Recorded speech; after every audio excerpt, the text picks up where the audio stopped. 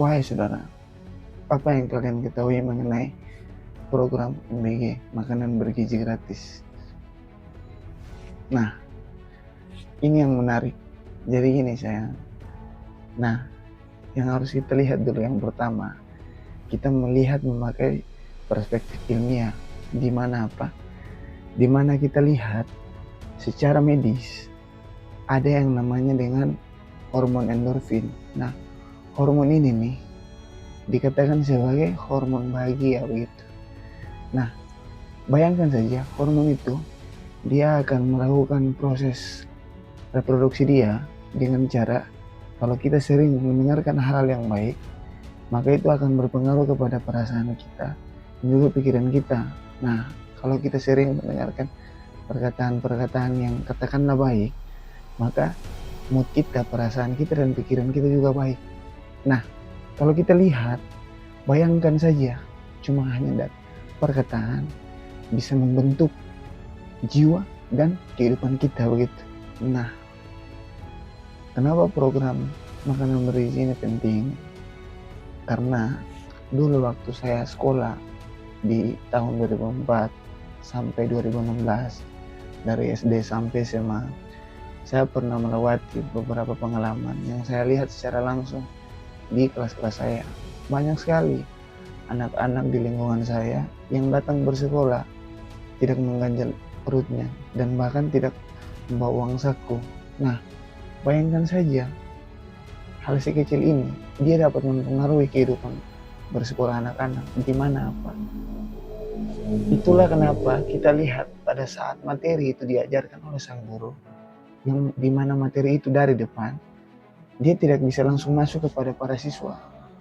Kenapa? Karena tadi yang dipikirkan oleh si siswa itu bagaimana persoalan perutnya.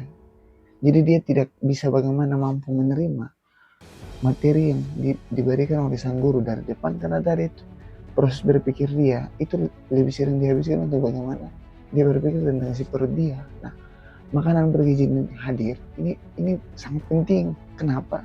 Agar para siswa itu yang ada di dalam ruang-ruang kelas itu tidak lagi memikirkan tentang si perut dia. Dia siap untuk bagaimana menerima materi, agar bagaimana proses berpikir dia, otak dia bisa bagaimana juga berproses dengan baik dan cepat begitu. Nah, di poin yang kedua ini kita memakai perspektif keyakinan, dan ini yang menarik. Saya pernah melihat podcastnya Bung Sujatmiko mengenai pernyataan beliau bahwa program Prabowo Subianto makanan bergizi ini adalah misi kenabian. Saya rasa seorang negarawan dia harus melihat diksi dengan lebih baik. Saya rasa ini agak keliru. Kenapa keliru? Karena pertama, kita tinggal itu di negara demokrasi yang dimana penuh dengan perbedaan. Nah, yang kedua, harusnya Bung Sujatmiko dia memakai referensi daripada histori keyakinan dia, yaitu Islam, dan itu saya rasa lebih tepat. Karena menariknya kalau kita lihat dari perspektif keyakinan ini, kita lihat di kisah Nabi Ibrahim dan Nabi Ismail, di mana mereka diperintahkan oleh Allah untuk berkurban.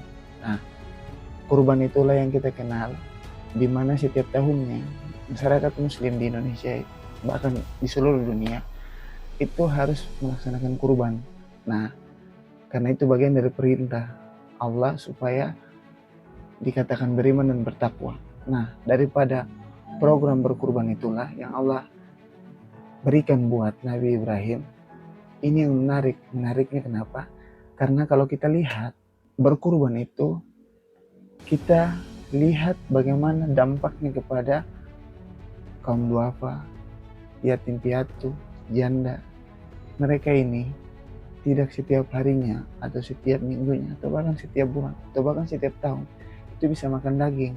Nah, itulah kenapa pentingnya program ini untuk bagaimana mensejahterakan pertumbuhan umat manusia di muka bumi. Nah, itu kalau kita lihat poin pentingnya. Nah, untuk kelanjutannya, tunggu di part 2. Jangan lupa like and share. Halo saudara yang ingin mau mudah memahami konsep perpolitikan global, bisa dengan membeli buku saya atau bisa dengan memesan buku saya yang berjudul Politik Mafia. Bisa dengan cek di biografi profil saya dan menghubungi saya. Oke, terima kasih.